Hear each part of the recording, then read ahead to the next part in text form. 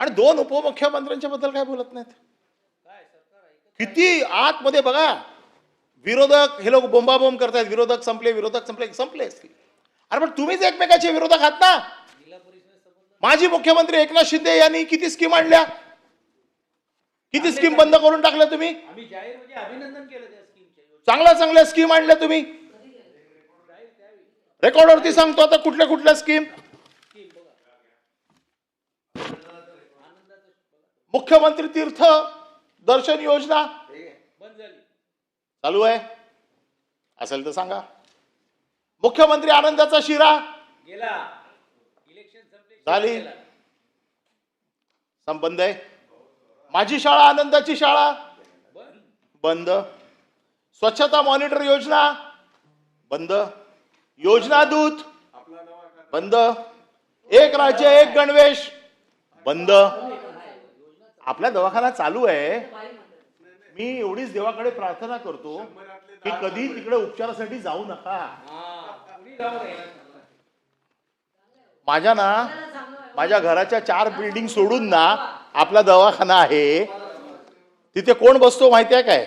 बाबा हॉस्पिटलमध्ये जो स्ट्रेचर नेतो ना, तुम्हाला मी सांगतो ना, मी सभागृहात बोलतोय, मी तुम्हाला फोटो पाठवून देतो. नाही काय नाही, या कौतुक चाललंय. उपमुख्यमंत्र्यांचे सेकंड हँड आले, सेकंड हँड. ते ह्या सगळ्या अशिवभोजन थाळीचे पैसे तुमचे बंद केले. ठीक आहे, ती आमची योजना होती, आमच्यावरती काय राग काढायचा तो काढा, आमचं काहीच म्हणणं नाही. आमच्यावर काय राग काढायचा आहे, आमच्या योजना बंद करायच्या आहेत, आम्हाला कुठलं क्रेडिट मिळू नये म्हणून करायचं आहे. अरे पण तुम्ही सरकारमध्ये आहात ना, मुख्यमंत्री असताना केलं ते. तुम्ही मुख्यमंत्री असताना केलेल्या योजना बंद कशा होऊ शकतात? काय चाललंय? आणि तुमच्यापैकी कोण जाब विचारत नाही.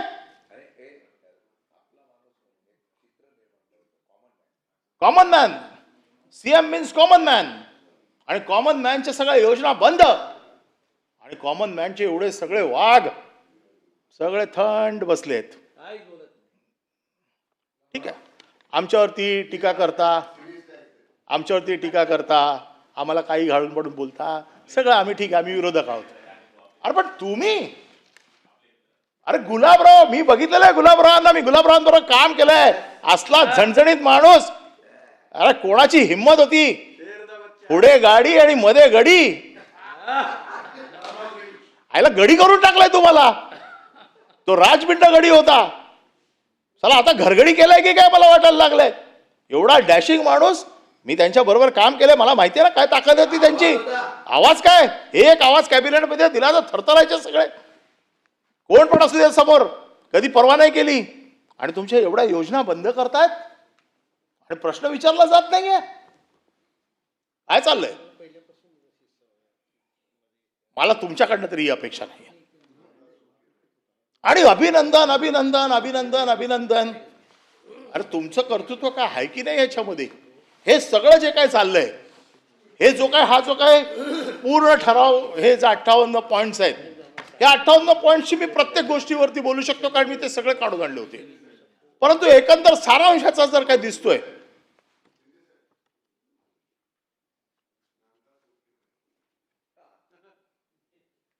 याच्यामध्ये वेगवेगळे बघा. परत एकदा बोला. मला असं वाटतं ना, आज संसदीय कार्यमंत्र्यांनी मुद्दामून तुमच्याच लोकांना फक्त इथे ऐकायला पाठवलेलं आहे. एकही बीजेपीचा मंत्री नाहीये बघा. तुम्हाला त्यांना माहिती आहे की मी काय बोलणार आहे, आणि हे ऐकून घेणार आहे, हे पण माहिती आहे काय चाललंय. पण हे बघा, ह्याच्यामध्ये मला तुम्ही सांगा, आज तुमच्याकडे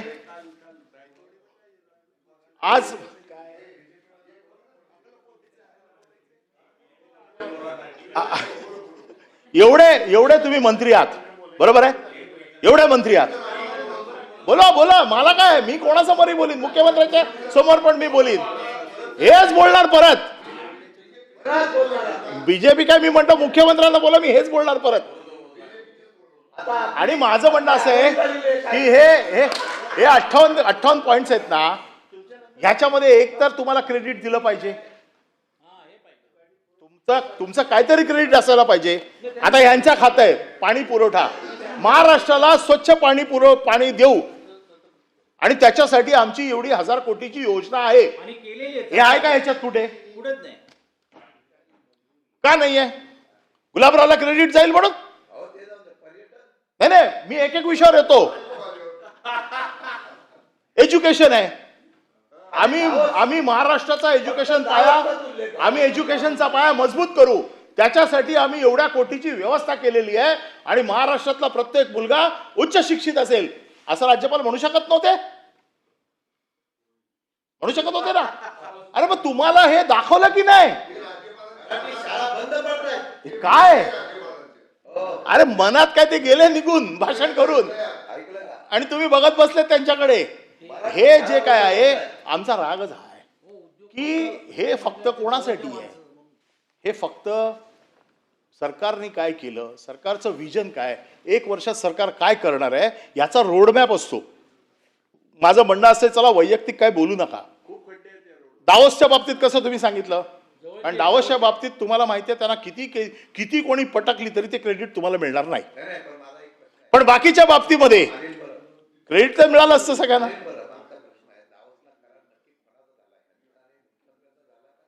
नाही सह्या ह्यांच्या आहेत, काय झालं ना तर हे लटकणार आहेत. बघा मी सरकारमध्ये होतो, मला माहिती आहे कोण लटकतो आणि कोण लटकत नाही. किती वेळा मी लटकत आलेलो इथपर्यंत मला माहिती आहे. त्याच्यामुळे त्यांना बरोबर नेलं, माझं काय म्हणणं नाही, पण त्यांना क्रेडिट नाही दिलं. आमचं म्हणणं असं आहे की तुमचा देखील या सरकारमध्ये तेवढाच वाटा आहे. हे जे काही चाललंय त्यांच्या भाषणात सुधारणा मला एकच करायची आहे की दावोसला गेल्यानंतर करार जो झाला तो उद्योगपतींशी झाला नक्की आहे, पण तुम्हाला नेल्यानंतर तुमचा आणि त्यांचा काय समंजस करार झाला का असं आम्हाला विचारायचं आहे.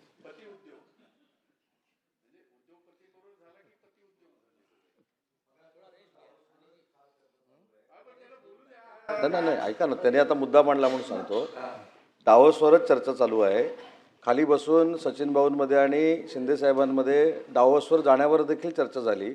हे आम्ही ह्यांना डावोसला नेत नाही म्हणून हा जळफळाट आहे. पुढच्या वेळीपासून यांची 3-4 पण नावं आम्ही डावोसमध्ये घेतो आणि जर नेली नाहीत तर येताना चांगला बर्फ घेऊन येतो यांच्यासाठी. आम्हाला नेऊ नका, कारण तिथे गेल्यावर अजून काही जे लोक आम्हाला माहीत नाही आहेत की ज्यांचं 10 लाखाचं पण उत्पन्न नाही आहे ते आम्ही बघू तिकडे. या सगळ्या गोष्टींवरती एकंदर सगळं बघितल्याच्या नंतर कालच्या भाषणामध्ये मी खूप गोष्टी ऐकल्या.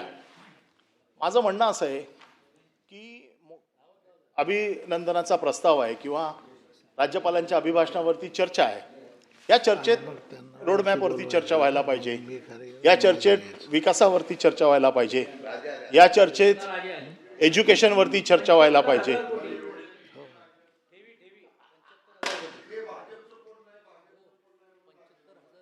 त्यांचा काय संबंध नाही, ते आहे चिन्हावरती फक्त. मनाने ते कुठे आहेत? नाही आम्ही कोणावर आक्षेप घेत नाही.